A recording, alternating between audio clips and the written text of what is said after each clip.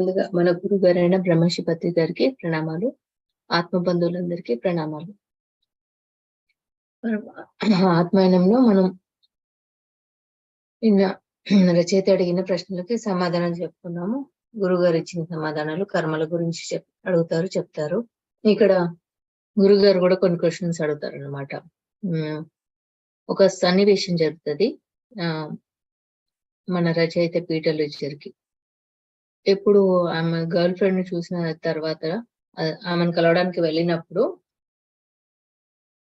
ఆమెను కలవడానికి వెళ్ళినప్పుడు ఒక రాక్షసి వెంబడిస్తుంది అన్నమాట. మరి ఆ రాక్షసి వెంబడించినప్పుడు గర్ల్ ఫ్రెండ్ ని కాపాడుకోవడానికి ఈయన శాయశక్తుల ప్రయత్నం చేస్తుంటాడు. అది జరిగిన తర్వాత మళ్ళీ రచయిత వాళ్ళ గర్ల్ ఫ్రెండ్ అడుగుతారు అనమాట. మొన్న ఇలా అయింది కదా, రాక్షసి వెంటబడింది కదా, నేను ప్రయత్నించడానికి చేశాను కానీ విఫలయ్యాను, నీకు గుర్తుందా అని అడుగుతాడు అన్నట్టు. అప్పుడు ఆమె నాకేం గుర్తులేదు, అసలు జరిగినట్టుగానే తెలీదు అని అంటుందన్నమాట. ఈ విషయాన్ని ఈ గురువు గారు రచయిత దగ్గర తీసుకొచ్చి అడుగుతాడు అన్నట్టు. ఇది ఇలా ఎందుకుంది, ఆ రాక్షసి ఏంటి, ఆమెకు ఎందుకు గుర్తులేదు దీని గురించి అంటే, అవును నాకు ఇప్పటికి కూడా డౌటే అని రచయిత అంటాడు. అప్పుడు దానికి సమాధానం ఏం చెప్తారంటే, అక్కడ నీకు ఏమైంది అంటే, నువ్వు ఆస్ట్రల్ ప్రపంచంలో డైరెక్ట్ గా రెండో తల నుంచి మూడో తలకి ఎలా వెళ్ళగలిగావు, నీకు ఇవన్నీ ఎందుకు అని అవగాహన ఉందా అని అడుగుతాడు అన్నట్టు. నిజమే, ఈ రెండు తలల్లో లేకుండా డైరెక్ట్ మూడో తలంలోకి వెళ్ళాను అని చెప్తాడని. మరి ఎలా అంటే, ఇప్పుడు నువ్వు ఒక బుక్ చదువుతున్నావు, 100 పేజీలున్న బుక్ చదువుతున్నావు అనుకుందాం. ఆ పేజీలో బుక్ చదువుతున్నప్పుడు నీకు 23 పేజీ దగ్గర రాగానే నీకు వేరే పనులు గుర్తుకొస్తాయి, చేసుకోవాలనుకుంటావు. అప్పుడు ఏం చేస్తావు, ఆ 23 పేజీ దగ్గర ఏదన్నా ఒకటి అడ్డు పెట్టుకొని, పేపరో పెన్నో పెట్టుకొని, థ్రెడ్ పెట్టుకొని గుర్తు చేసుకొని మళ్ళీ తర్వాత కంటిన్యూ చేయొచ్చులే అని వెళ్ళిపోతావు. పని కాగానే మళ్ళీ 23 పేజీ నుంచి చదవడం మొదలెడతావు. అలాగే ఇప్పుడు నువ్వు ఏ తలంలో ఉందో చూసుకొని వచ్చావు మీ గర్ల్ ఫ్రెండ్ ని, అది నువ్వు గుర్తు పెట్టుకున్నావు. అలా డైరెక్ట్ గా ఈ రెండు తలను దాటేసి అక్కడికి వెళ్ళగలుగుతున్నావు, అదొకటి. ఇక ఆ రాక్షసి విషయం ఏంటి అంటే, నీ పక్కకు కూడా ఆస్ట్రల్ గైడ్ చేసే వాళ్ళు మాస్టర్స్ ఉంటారు. ఆ మాస్టర్స్ ఏం చేశారంటే, ఒక రాక్షసుని సృష్టించారు నీకు పరీక్ష పెట్టడానికి. అలాగే అక్కడ నీ గర్ల్ ఫ్రెండ్ కూడా లేదు, ఆ గర్ల్ ఫ్రెండ్ కూడా వాళ్ళే సృష్టించారు. ఆ సమయంలో నువ్వు గర్ల్ ఫ్రెండ్ రక్షిస్తావా, నిన్ను నువ్వు కాపాడుకుంటావా చేయడానికి పరీక్ష పెట్టారన్నట్టు. నువ్వు ప్రతిసారి ఆమెను రక్షించే ప్రయత్నమే చేశావు. ఆ పరీక్షలో నువ్వు పాస్ అయ్యావు. నిజానికి ఆమె నిజంగా అక్కడ గర్ల్ ఫ్రెండ్ రాలేదు కాబట్టి తనకేమీ తెలియదు. ఇక్కడ ఆస్ట్రల్ మాస్టర్స్ నీ పక్కన ఉన్న గైడ్స్ పెట్టిన పరీక్ష అది. ఎందుకంటే నువ్వు ఆమెను కాపాడతావా లేదా, లేకపోతే నీ మటుకు నువ్వు చూసుకుంటావా అన్న దానికి ఒక చిన్న పరీక్ష అది. నువ్వు పాస్ అయ్యావు. ఇలాంటి పరీక్షలు ఇంకా చాలా ఉంటాయి. మరి భూమి మీదనే కాదు, ఆస్ట్రల్ లోకాల్లో కూడా చాలా ఎరుకగా ఉండాలి అని చెప్తానంట. అలా ఎరుకగా ఉన్నప్పుడు మనం ఎన్నిటినో అధిగమించగలుగుతాం. మరి నీకెందుకు ఈ పరీక్షలు పెడుతున్నారు అంటే, రేపు నువ్వు కూడా ఎంతో మందికి ఆస్ట్రల్ గైడ్ చేయాల్సింది ఉంది. నువ్వు ఎదిగిపోయావు కాబట్టి భూమి మీద సడన్ గా చనిపోయిన వాళ్ళకి, యుద్ధాల్లో చనిపోయిన వాళ్ళకి షాక్ లో ఉంటారు, వాళ్ళకు గైడ్ చేయాల్సిన అవసరం ఉంటుంది. మరి నువ్వు పోస్ట్ కూడా అలాంటిదే. మరి ఆ పోస్ట్ రావాలంటే నీకు పరీక్షలు ఉంటాయి. ఆ పరీక్షలు నువ్వు నెగ్గిన తర్వాతనే నువ్వు ఆ పోస్ట్కి వెళ్ళిపోతావు. సో కాబట్టి ఈ పరీక్షలు ముందు ముందు చాలా ఉంటాయని చెప్తానన్నమాట. సో ఇక్కడ మళ్ళీ మెంటల్ ప్రపంచం గురించి, మెంటల్ వరల్డ్ గురించి కొద్దిగా వివరించారు అన్నట్టు. ఇక్కడ ఎలా అంటే, మెంటల్ వరల్డ్ లో అన్ని ఆలోచనల రూపంలోనే ఫామ్ అయిపోతూ ఉంటాయి. మనం ఏది అనుకుంటామో ఆ ఆలోచన అక్కడ ఫామ్ అయిపోతుంది. ఆ ఆలోచనకు సంబంధించిన వ్యక్తులే కనెక్ట్ అయిపోతారు. ఇప్పుడు మనం సంగీతం కావాలి, సంగీత జ్ఞానులు కావాలి అనుకున్నాం అనుకోండి, అదే ఆలోచన రూపంలో వాళ్ళు కనెక్ట్ అయిపోతామో, ఆ నాలెడ్జ్ కూడా, మాటలు కూడా అక్కడ మెంటల్ వరల్డ్ లో ఎలా ఉంటాయంటే, నోటుతో మాట్లాడుకోవడాలు ఉండవు, ఆలోచన రూపంలో సంకేతాలను పంపిస్తారు. సంగీతానికి సంబంధించిన సంకేతాలు వాళ్ళకి వెళ్తాయి, వాళ్ళ నుంచి వీళ్ళకి వెళ్తాయి అన్నమాట. అలా ఉంటాయి అన్నట్టు. ఆలోచన రూపంలో సంకేతాలు వెళ్ళడం రావడం జరుగుతుంది. అలాగే దేవతలు కూడా అక్కడ ఎలా సంభాషించుకుంటారంటే సౌండ్ ఉండదు. ఆలోచనల ద్వారానే భాషను పంపించుకుంటారు. ఆలోచనల ద్వారానే ఆన్సర్స్ రిసీవ్ చేసుకుంటారన్నమాట. ఆ తర్వాత ఇప్పుడు ఈ గురువుగారైన వీరిద్దరు పీటర్ రిచర్డ్ అండ్ ఈ గురువుగారు ఇద్దరు వెళ్ళినప్పుడు కూడా ఆ లోకానికి వెళ్ళగానే వీళ్ళు కూడా మాట్లాడరు. ఏం చేస్తారు? ఆలోచన ద్వారా సంభాషణను పంపించుకుంటారు, మార్చుకుంటారు. ఇలా ఆలోచన థాట్ ఫార్మ్స్ అంటారు వీటిని. సో వీటి ద్వారానే సంకేతాలను మాటలను పొందడం జరుగుతుందన్నమాట. మరి ఇక్కడ వీళ్ళకి ఎలా ఉంటారు అంటే, ఇప్పుడు సంగీతానికి సంబంధించిన వాళ్ళు సంగీతానికి సంబంధించిన వాటిని ఫామ్ చేస్తారు. ఇప్పుడు మనం ఏది ఆలోచన చేసామనుకోండి, ఆ తరంగాలు అక్కడ ఫామ్ అవుతాయి అన్నమాట. అక్కడ చుట్టూరంగా ఫామ్ అయిపోతాయి. అలాంటి వాళ్ళని ఆకర్షిస్తూ ఉంటాయి. ఇప్పుడు సంగీతానికి సంబంధించిన వాళ్ళు అలాంటి ఆలోచనలు చేయగానే సేమ్ అలాంటి ఆలోచనలు ఉన్న వాళ్ళు అట్రాక్ట్ అవ్వడం జరుగుతుంది అనమాట. అదే కాకుండా ఇక్కడ వినాశకరమాలు వాళ్ళు విధ్వంసాలు క్రియేట్ చేసే వాళ్ళు, దోపిడీ వాళ్ళు, వాళ్ళ ఆలోచనలు వాళ్ళకు సంబంధించిన వాళ్ళని కనెక్ట్ చేస్తాయి అన్నమాట. వాళ్ళు రిలీజ్ చేసినన్ని అలాంటి వాళ్ళందరినీ కనెక్ట్ అయిపోతాయి అన్నట్టు. సో ఈ మేధావులకు సంబంధించిన ఆలోచనని రిలీజ్ చేయడం జరుగుతుంది అన్నమాట. వాళ్ళని కనెక్ట్ అవ్వడం జరుగుతుంది. ఈ ప్రపంచం అంతా అలాగే ఉంటది. ఇప్పుడు సపోజ్ మనం ఉన్నాము, వెళ్ళి అక్కడ శాంతి కావాలి అన్న ఆలోచనను రిలీజ్ చేసాం. అదొకటి ఆలోచన తరంగం పెద్దగా ఫామ్ అయిపోతుంది. మళ్ళీ అలాంటి శాంతి కోరుకునే వాళ్ళు వచ్చి అదే తరంగాలు రిలీజ్ చేసినప్పుడు వాళ్ళని కనెక్ట్ అవుతుంది అన్నమాట. ఇలా తరంగాల ద్వారా కనెక్ట్ అవ్వడం జరుగుతుంది అన్నట్టు అక్కడ. సో వీటి ద్వారా మనం చేస్తాం. అలాగే సంగీతంలో ఇప్పుడు పరాకాష్ఠ చేరిన వాళ్ళు చాలా అద్భుతమైన విద్యలను వాళ్ళు ఆలోచన తరంగాల ద్వారా బయటకు రిలీజ్ చేస్తూ ఉంటారు కదా. ఆ రిలీజ్ చేసిన వాటిని సేమ్ సంగీతానికి సంబంధించిన వాళ్ళు వచ్చినా కానీ అన్నిటినీ రిసీవ్ చేసుకోలేరు. ఎందుకు అంటే ఇప్పుడు వీళ్ళు ఒక పరాకాష్ఠ స్థితిలో ఉన్నారు, సంగీత ప్రియులే. కానీ కొత్తగా వచ్చిన సంగీత ప్రియులకి ఆ పరాకాష్ఠ స్టేజ్ లో ఉండరు కదా, వారి పరిధి కొంతవరకే ఉంటుంది కదా. ఎంతవరకు ఉంటుందో పరిధి అంతే రిసీవ్ చేసుకుంటారు. జ్ఞానమైనా సంగీతమైనా ఏదైనా అక్కడ అనంతం ఉన్నప్పటికీ మన పరిధి ఎంతనో అంతే రిసీవ్ చేసుకోవడం జరుగుతుంది. ఒక సబ్జెక్ట్ సంబంధించిందైనా ఏదైనా కానీ అంతే జరుగుతుంది. మరి ఇక్కడ మేధావులు, సంగీతకారులు, ఆర్టిస్టులు ఉంటారు కదా. మరి ఒకానొక సగటు మానవుడికి ఎలాంటి ఆలోచన రూపం ఉండదు కాబట్టి అతనికి చాలా బోర్ కొట్టేస్తుంది. ఈ లోకంలో ఏం చేయాలో అర్థం కాదు. ఈ బోర్ కొట్టడం వల్ల ఆయన ఏం చేస్తాడో, ఈ మెంటల్ వరల్డ్ లో ఉండలేక భూమి మీద తొందరగా జన్మ తీసుకుంటాడు. ఎందుకంటే ఆయన సృష్టి చేసుకోవడానికి ఎలాంటి ఆలోచనలు ఉండవు, అతనికి ఆ జ్ఞానం లేదు. కాబట్టి తొందరగా మళ్ళీ భూమి మీద జన్మ తీసుకోవడానికి వచ్చేస్తారు అనమాట. ఈ మెంటల్ వరల్డ్ లో ఇలా ఆలోచన రూపంలో సృష్టి చేసుకోవడం జరుగుతున్నది కదా. ఇది కూడా ఈ మెంటల్ వరల్డ్ లో కూడా మళ్ళీ 7 లోకాలు ఉంటాయి. మన అస్ట్రల్లో సూక్ష్మ లోకాల్లో 7 లోకాలు ఉన్నట్టు మనం చెప్పుకున్నాం కదా. 1, 2, 3, 4, 7 వరకు చెప్పుకున్నాం మనం. అది ఇందులో కూడా 7 ఉంటాయి అన్నమాట. ఈ మొదటి 4 తలాల్లోకి ఫ్రీక్వెంట్ గా వస్తూ పోతూ ఉంటారు. జనరల్ గా సంగీత ప్రియులైన, మేధావులైనా ఉంటారు.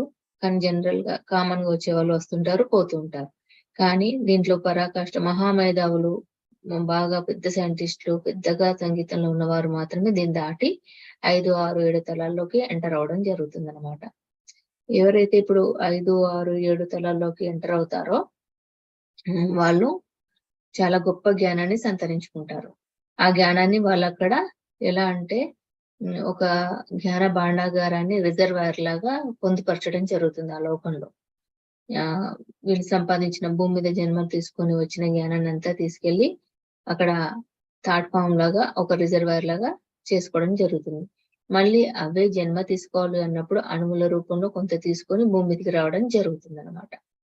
ఎలాగైతే మనము ఈ ఫిజికల్ బాడీని, అదే భౌతికమైన శరీరాన్ని వదిలేస్తామో అలాగే సూక్ష్మ శరీరాన్ని వదిలేస్తామో 7వ తలంలోకి వెళ్ళేసరికి సూక్ష్మ లోకంలో, అలాగే ఇది కూడా 7వ తలంకి వచ్చేసరికి మనము మెంటల్ బాడీని కూడా వదిలేయాల్సిన అవసరం ఉంటుంది. అప్పుడు కారణ లోకాల్లోకి ఎంటర్ అవుతారు. ఇంకా కారణ లోకాల్లో పర్టికులర్ కారణం మీదనే పని జరుగుతుందన్నమాట. ఆ పర్టికులర్ కారణంతో ఆ లోకాల్లోకి ఎంటర్ అయ్యి కారణానికి సంబంధించిన పనులు చేయడానికి ఆస్కారం ఉంటుందన్నమాట. మరి ఈ మెంటల్ బాడీలో ఈ ఎలా ఉంటుంది సాంద్రత ఆలోచన తరంగాలు అంటే ఒక పొగ మంచులాగా ఉంటుందన్నట్టు. అది మనం ఎంత స్పష్టత పొందిన కొద్దీ అది మంచి సాంద్రత సంతరించుకుంటుంది. మామూలుగా ఇప్పుడు మనం కూడా ఏదైనా మెంటల్ బాడీ నుంచి రిలీజ్ చేస్తే మన చుట్టూ ఒక ఫాగ్ లాగా, పొగ మంచులాగా ఫామ్ అయితది. ఈ సీతాయనం చదివిన వాళ్ళకి తెలుసు. మీనాక్షి తను వేరే ఆలోచనలు చేస్తూ ఉన్న కొద్దీ సీతాదేవి ఒక మంచుని చూస్తూ ఉంటది. ఆమె బాధాకరమైన ఆలోచనలు రిలీజ్ చేస్తూ ఉంటదన్నట్టు. దాన్ని ఆమె తీసేయడం జరుగుతదన్నమాట. అంటే ఎంత రిలేటెడ్ గా ఉన్నాయనేది అర్థమవుతుంది. సో, ఈ మెంటల్ బాడీలో ఈ ఆలోచనలన్నీ పొగ రూపంలో పొగ మంచులాగా కనిపిస్తాయన్నమాట. ఆ పొగ మంచులాగా వచ్చేసి బయట ఫామ్ అయితూ ఉంటాయి. మళ్ళీ ఈ మెంటల్ బాడీలో వాళ్ళు చేసిన జ్ఞానాన్నంతా ఆహ్, ఏంటంటే ఒక శరీరాన్ని ఆత్మ ఫస్ట్ ఈ శరీరాన్ని వేసుకుంటుందన్నమాట. దీనికి సంబంధించిన ఆలోచనతో ఒక శరీరాన్ని వేసేసుకుంటుంది. ఆ తర్వాత సూక్ష్మ శరీరాన్ని ఎలా ధరిస్తుంది అంటే సూక్ష్మ శరీరంలో దాని యొక్క భావాలకు సంబంధించినవి ధరిస్తుందంట ఆత్మ. ఎలా అంటే ఒకదాని తర్వాత ఒకటి వేసుకుంటుంది కదా! ఆ తర్వాత భౌతిక శరీరాన్ని ఎలా ధరిస్తుంది అంటే శరీర కర్మల రూపంలో వ్యక్తిగత కర్మ, దేశ కర్మ, సంఘ కర్మ ఇవన్నీ భౌతిక శరీరంలో ఉంటాయి. ఆలోచనలు మెంటల్ బాడీలో తను ఏ తరంగాలు రిలీజ్ చేసిందో వాటితో ఉన్న శరీరాన్ని వేసుకుంటుంది. ఆ తర్వాత నెక్స్ట్ సూక్ష్మ శరీరం ఏ భావాలతో ఉందో ఆ భావాలతోటి ఉన్నది వేసుకుంటుంది. ఇక భౌతిక శరీరం ఏ కర్మలతో ఉందో అది వేసుకుంటుంది. ఇలా 3 వేసుకొని వస్తది ఆత్మ. ప్రతిసారి మారుతూ ఉంటాయి. ప్రతి జన్మకి మారుతూ ఉంటాయన్నమాట. ఈ జ్ఞానాన్ని అంతా తీసుకెళ్లి ఆ జ్ఞాన భాండాగారాన్ని మెంటల్ బాడీకి సంబంధించినంతా అక్కడ రిజర్వాయర్ లా చేసుకొని కొద్దిగానే తెచ్చుకుంటుంది భూమి మీదకి. మొత్తంగా తెచ్చుకోదన్నమాట తను ఎదిగే వరకి. మళ్ళీ దీని శరీర సాంద్రత మంచిగా ఉంటుంది. ఈ సాంద్రత కూడా ఎలా ఉంటుందంటే మిగతా సూక్ష్మ శరీర సాంద్రత మనం 1, 3 తలాలకి ఎలా చేంజ్ అవుతూ వస్తుందో మనము ఉదాహరణ చెప్పుకున్నాం కదా! ఒక మంచులో ఫస్ట్ తలం మంచులాగా అదే ఐస్ గడ్డ ఎలా ఉంటుంది? పట్టుకోగలుగుతాం. అన్ని అణువులు దగ్గరగా ఉంటాయి. అదే నీరుగా మారినప్పుడు అదే రూపము నీరుగా మారినప్పుడు అణువులు దూరంగా వెళ్తాయి.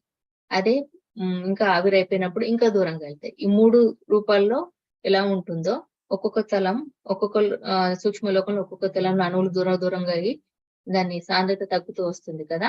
అలాగే ఇక్కడ మెంటల్ బాడీలో కూడా అణువులన్నీ దగ్గరగా ఎంత ఫామ్ అయితే అంత దగ్గరగా అయ్యి అది రూపం దాల్చుకుంటుందని ఇది కూడా అలా ఉంటుందని చెప్పారన్నట్టు.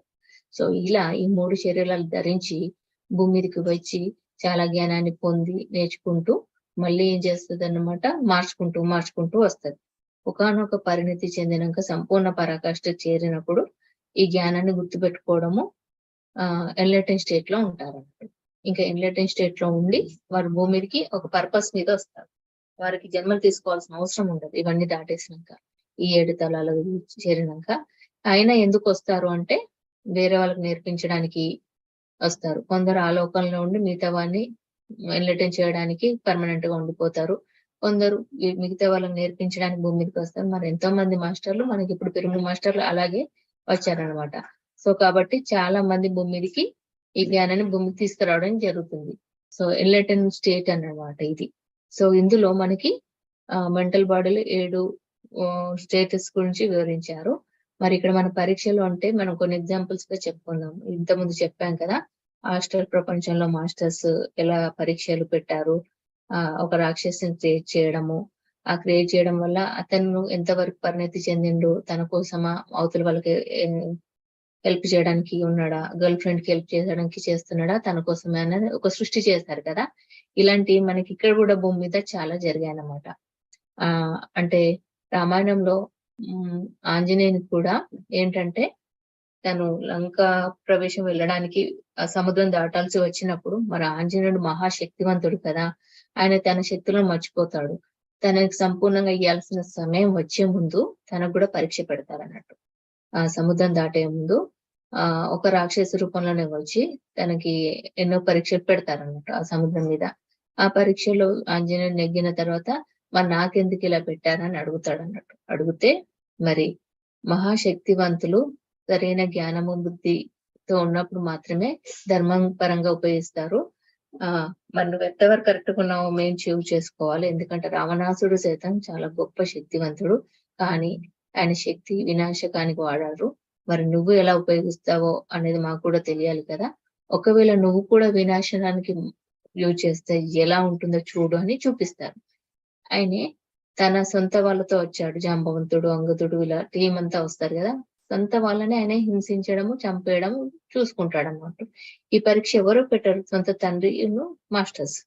పవనుడు అంటే ఆయన పూర్ణ రూపమే పెడుతుంది. అంటే ఆయన అందులో నెగ్గిన తర్వాతనే ఆయన చాలా పరాకాష్ఠ చెందాడు. ధర్మం వైపు ఉన్నాడని తెలుసుకున్నాకనే ఆయనకు ఆ శక్తులు ఇవ్వడము, దాన్ని ఉపయోగించుకోవడం జరుగుతుందన్నమాట. ఇలా ప్రతి ఒక్కరికి దేవుళ్ళకు సైతం అలాగే ఉంటుంది. మనుషులకు సైతం ఇలాంటి పరీక్షలు ఉంటాయన్నమాట. ఈ మెంటల్ బాడీలో కూడా పరాకాష్ఠ చేరిన దేవతలు వారి ఎదుగుదల ప్రకారం కూడా ఒక్కొక్క లోకాన్ని దాటుకోవాల్సి వస్తుంది. దేవతలైనా ఎదగాల్సిందే, మనుషులైనా ఎదగాల్సిందే దేవుళ్ళుగా. సో ఎవరైనా వారి పరీక్షలను దాటి వెళ్లాల్సిందే. ఇంకా మనకి మహాభారతానికి అంటే కృష్ణుడి కాలంలో తీసుకుంటే సత్రజిత్ అతనికి డబ్బు పట్ల అత్యాశ ఉంటుందన్నట్టు. మరి అత్యాశ ఉన్న అతన్ని మరి అత్యాశ నుంచి బయట పడేయడానికి మనకి శమంతకం అనే స్టోరీ తెలుసు, కానీ అది ఎందుకు వచ్చింది అనేది ఎవరికి తెలియదు. ఆ శమంతకం క్రియేట్ చేసింది కృష్ణుడు, రుక్మిణీలు అన్నమాట. ఎందుకు అంటే ఈ సత్రజిత్తు చాలా డబ్బు బాగా ఆశ ఉంటదన్నమాట. అతని అత్యాశ నుంచి బయటపడేయాలంటే ఒక చిన్న గేమ్ ప్లే చేయాలనుకుంటారు వీళ్ళు.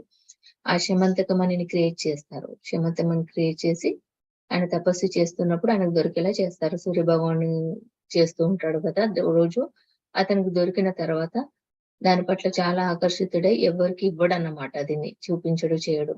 అదే ఒకానొక సందర్భంలో కృష్ణుడు వచ్చినప్పుడు చూపించి ఇలా అని చెప్తే, మరి ఇంత గొప్పమైన మణి నీ దగ్గర కంటే మన తాత మధురలో ఉన్నారు కదా ఉగ్రసేనుడు, తనకిద్దామని అంటాడనమాట. అంటే నేను ఎవరికి ఇవ్వను, ఇది నాకు సంబంధించింది, నేను దీన్ని ఇవ్వదలుచుకోలేనని చెప్తాడు. అలా ప్రతిరోజు దాన్ని చూసుకుంటూ మురిసిపోతూ ఉంటాడు అన్నమాట ఈ ఆశతో ఉండి. మరి అతనికి ఒకనొక వేరే రాజ్యం యుద్ధానికి ఏదో వెళ్లాల్సి వస్తది. మరి వారి తమ్ముడికి అప్పచెప్పి దాన్ని చూసుకోమని, చాలా జాగ్రత్తగా చూసుకోమని అప్పచెప్తాడు అన్నట్టు. సో వారి తమ్ముడు ఏం చేస్తారు, ఒక రోజు వేటకు వెళ్ళి ఆ శమంతకమణి కూడా పట్టుకెళ్తాడు. వెళ్ళినప్పుడు ఆ వేటలో పులి ద్వారానో చంపబడతాడు. అప్పుడు ఆ పులి ఏం చేస్తది, ఆ శమంతకమణి తీసుకెళ్లి ఒక గుహలోకి వెళ్తది. ఆ గుహలో జాంబవంతుడు ఉంటాడు కదా, ఆ జాంబవంతుడు మళ్ళా ఏం చేస్తుందో అని చెప్పేసి దాన్ని చంపేసి ఆ శమంతకమణి తీసుకుంటాడు అనమాట. ఆ జాంబవంతుడు రామాయణ కాలంలో చేసిన యుద్ధం యొక్క ప్రభావము, ఉగ్రరూపం అలాగే ఉంటుందన్నట్టు ఆయనకి. అది నుంచి తీవ్రత తగ్గదు. ఆయన దగ్గరనే జాంబవతి ఉంటుంది కదా, పెంచుకుంటాడు కదా. సో కృష్ణుణ్ణి ఇప్పుడు ఆయన ఏం చేస్తాడు, సత్రజిత్తు వచ్చిన తర్వాత శమంతకమణి వాళ్ళ తమ్ముడు లేకపోవడం చూసి ఏం చేస్తాడు, కృష్ణుని పైన నిందలేస్తాడు. నువ్వే అడిగావు కాబట్టి ఇది నువ్వే చేశావు, నీ దగ్గరే ఉండుంటది అని అంటే, అప్పుడు కృష్ణుడు సరే ఇది నా బాధ్యత, తీసుకొస్తాను వెతికి అని వెతుకుతూ ఉంటాడు. వెళ్ళినప్పుడు తెలుసు కదా వీళ్ళ ప్లానే కదా ఇదంతా, సత్యజిత్తును మార్చడానికి వచ్చిన ప్లానే కదా సృష్టి. సో ఏం చేస్తాడు, జాంబవంతుడి దగ్గరికి వెళ్ళి చిన్నపాటి యుద్ధం జరుగుతుంది. ఆ యుద్ధంలో జాంబవంతుడి యొక్క ఉగ్ర స్వభావాన్ని, అతని యొక్క కోపం యొక్క దాన్ని రిలీజ్ చేయడం జరుగుతుంది అన్నమాట. ఇక్కడ కృష్ణుడు చేసి ఆ వజ్రం తీసుకొస్తాడు శమంతకమణి. అప్పుడు ఈయనకి జ్ఞానోదయం అవుతుంది, తప్పు చేశానని ఆ అత్యాశ నుంచి బయటపడడం జరుగుతుంది అనమాట. ఇలా కావాలని సృష్టి చేసి అతన్ని అందులో ట్రాప్ చేసి మళ్ళీ దాని ద్వారానే ఆయనకు తెలుసుకునే విధంగా ఇలాంటివే ఉంటాయన్నమాట. మనకి దాని ఆంతర్యం తెలియక స్టోరీలు వేరేలాగా వచ్చాయి, కానీ ఇప్పుడు అన్ని సీతాయనం లాగా రుక్మిణయనంలో కూడా విషయం తెలిసిందనమాట. ఇంకా సీతాయనంలో కూడా మనకి మహర్షి గౌతముడు అహల్య స్టోరీ కూడా మనకి కంప్లీట్ గా కరెక్ట్ గా తెలీదు. సీతాయనంలో కరెక్ట్ గా ఇచ్చారు.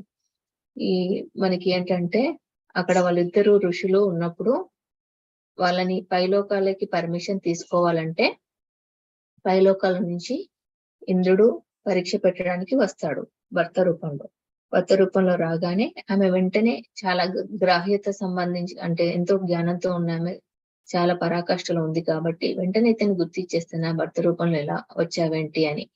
అనగానే నువ్వు ఈ పరీక్షలో నెగ్గావని ఇంద్రుడు అనేసి, మరి దేవుళ్ళైన మేము మీ గ్రాహ్యతను పరీక్షించడం మా పని. కాబట్టి మేము ఇలా రావాల్సి వస్తది అని చెప్పి ఆమెను మెచ్చుకొని బయటకు వస్తున్న సమయంలో గౌతముడు చూసి తప్పుగా అనుకొని ఇంద్రుడిని శపించేస్తాడనమాట. ఆ శపించడం ఇంద్రుడికి వెళ్ళేలోపు ఇంద్రుడు శపించబడితే లోకాలన్నీ డిస్టర్బ్ అవుతాయని ఆ అహల్య అడ్డొస్తుందన్నట్టు. ఆ శాపాన్ని ఆమె తీసుకోవడం జరుగుతుంది. ఇక ఇక్కడ అహల్య పాస్ అయింది, గౌతముడు ఫెయిల్ అయ్యారు అన్నట్టు. అప్పుడు ఇంద్రుడు అంటారు, మీరు మీ పరీక్షలో నెగ్గారు, మీ గౌతముడు మాత్రము తన కోపాన్ని అధిగమించక ఈ పరీక్షల్లో ఫెయిల్ అయిపోయాడు.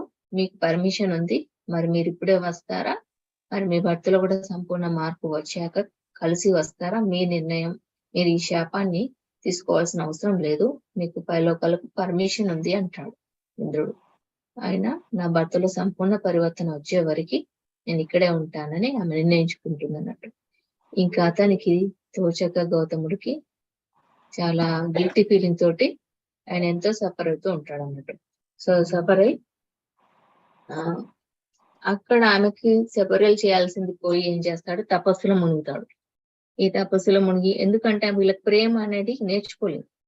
ఇక్కడ వీళ్ళు ప్రేమ నేర్చుకోవాలి, కోపాన్ని జయించాలన్నట్టు. ఎప్పుడైతే ప్రేమ లోపలికి వస్తుందంటే తపస్సుల ద్వారా రాదు, తపస్సు ద్వారా శక్తి వస్తుంది. హృదయం సిద్ధంగా ఉన్నప్పుడే ప్రేమను స్వీకరించగలుగుతారని చెప్పడం జరిగింది. సో ఇలాంటి పరీక్షల తర్వాత ఎన్నో సంవత్సరాలు పడుతుందట ఆ గౌతముడు ఆ స్థితిని చేరడానికి. అంత ఈజీగా రాలేడట. అప్పుడు వాళ్ళిద్దరు వెళ్ళడం జరుగుతుంది. అంటే ఇలాంటి పరీక్షలు మనకు భూమి మీద ఉన్నాయి, సనాతనాల నుంచి ఇప్పటి వరకు ఉన్నాయి, ప్రతిసారి ఉంటాయని మనం చెప్పడానికి ఇవి నేను చెప్పడం జరిగింది అంతే. సో ఎవ్రీ టైం మనకు పరీక్షలు ఉంటాయి. అయితే కర్మల రూపంలో మనం తెచ్చుకోవచ్చు, లేదు అంటే హాస్టల్ మాస్టర్స్ గైడ్స్, మనకు పక్కన ఉన్న గైడ్స్ కూడా మనకు పరీక్షలు పెడుతూ ఉంటారు. ఈ పరీక్షల్లో ఎందుకు అంటే మనం ఇంకా ఉన్నతంగా ఎదగడానికి, మనం ఎంతవరకు ఎదగామో మనం చెక్ చేసుకోవడానికి అన్నమాట. హాస్టల్ వరల్డ్ ఉంటాయి, భూమి మీద ఉంటాయి. ప్రతిసారి చాలా సార్లు చెప్పేవారు ఏమని అంటే వాళ్ళు మిమ్మల్ని టీచ్ చేస్తారు, వాళ్ళు మిమ్మల్ని పరీక్షలు పెడతారు, కళల రూపంలో కూడా ఉంటాయి, ఇక్కడ కూడా ఉంటాయని అనేవారు అన్నట్టు. ఇప్పుడు ఈ బుక్ ద్వారా క్లారిటీగా తెలుస్తుంది అది ఎలా ఉంటుంది అన్న విషయం. సో కొన్ని చిన్న విషయాలు అయిపోయినట్టుగా భయాందోళన గురవుతాం కదా, అవి కొన్ని నిజ రూపానికి సంబంధించిన అయి ఉండొచ్చు, కొన్ని పరీక్షలు అయి ఉండొచ్చు. ఇవి మనకి ఎరుకలో ఉన్నప్పుడే తెలుసుకుంటాం అన్నమాట. సో ఇలా మరి మెంటల్ వరల్డ్ లో కూడా 7 ఉంటాయని, ఆ 7కి సంబంధించిన 4 దాటితే ఇంకా ఉన్నతంగా ఉన్నవారు ఉంటారని, మరి లాస్ట్ వెళ్ళిన తర్వాత ఎన్లైటన్ అవుతారని, వాళ్ళు మళ్ళీ భూమి మీదకి రావాలనుకుంటే రావచ్చు, లేకపోతే అక్కడనే గైడ్ చేయొచ్చు, లేకపోతే భూమి మీద ఉన్న వారికి హెల్ప్ చేయొచ్చు అని మరి దీని ద్వారా మనకు తెలపడం జరిగింది. మరి రేపు ఇంకొంత తెలుపుకుందాం కారణలోకాల గురించి. మరి రేపటితో అయిపోవచ్చు. Thank you all.